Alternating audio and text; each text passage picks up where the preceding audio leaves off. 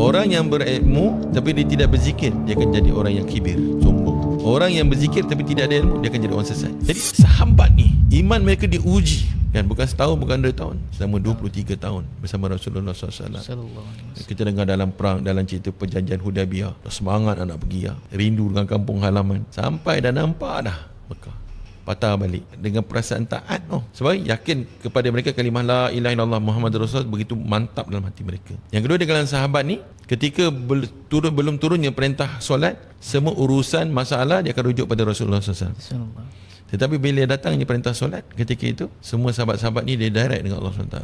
Mereka menjadikan solat mereka tu bukan sekadar satu ritual untuk menyelesaikan kita ni kadang-kadang saya lah, dah solat alhamdulillah lega.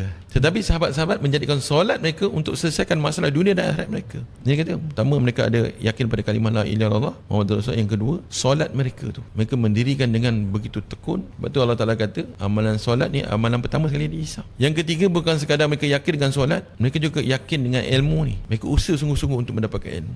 Apa maksud ilmu? Ilmu ni orang tua tu kata, ulama kata, dia kata ilmu ni macam dia cahaya, zikir jalan. Ada orang ada ilmu tapi dia tak berzikir, dia tak sampai. Ada orang ada jalan tapi ilmu tak ada.